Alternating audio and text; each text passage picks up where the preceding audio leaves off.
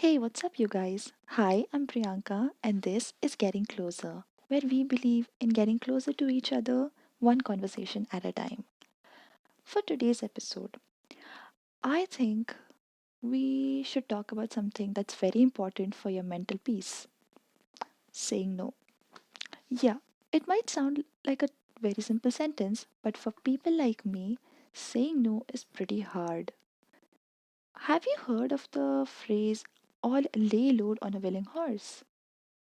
That probably stems from the fact that the person cannot take a stand for themselves and say no to the work being offered to him. Now, let me take you on a story time. This happened back when I had just joined my workplace, and we had a lady dedicated to a job where she was supposed to get new recruits on board and facilitate settling them in so that they can get up to pace with the ones already working in the team.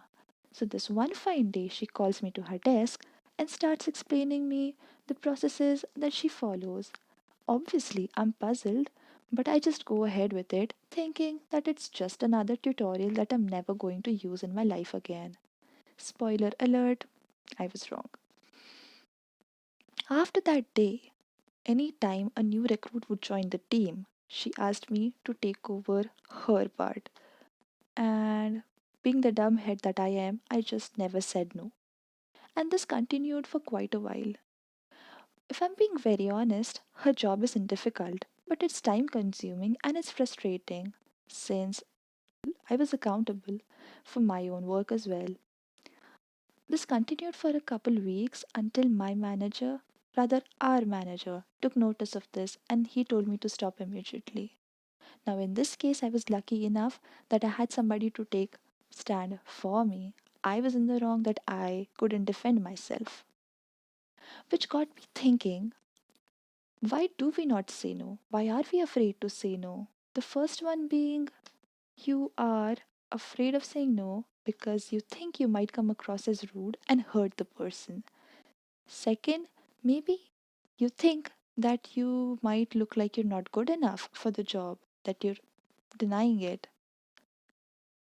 But let me tell you, all of the thoughts that you have, they are just thoughts. They are just made up scenarios in your mind. It's not going to be as bad in real life. Trust me. And the same thing goes for taking a stand for yourself. It's hard, of course, but you have to start somewhere. Taking a stand for yourself takes courage, and your anxiety will tell you otherwise to just take the crap being thrown at you, but do not listen to your anxiety.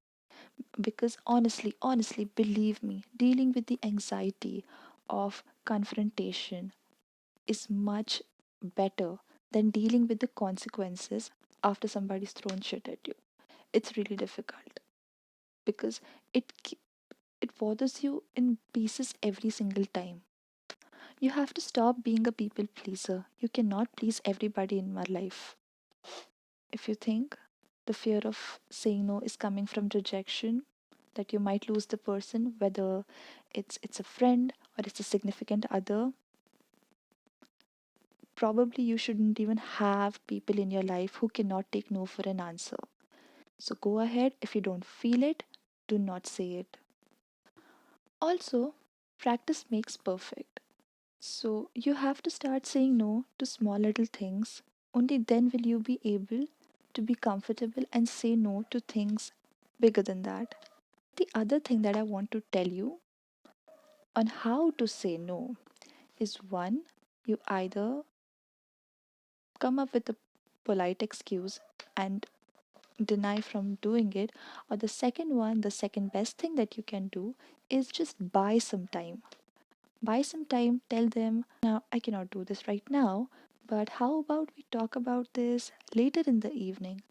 And take that time to analyze if whatever you are proposed for doing is even worth investing your time in. And after that, you will be able to make a clear decision whether or not to go ahead with the offer. I hope you learned a thing or two from here. If you have any suggestions, You can connect with me on Instagram and on Twitter and on my YouTube channel.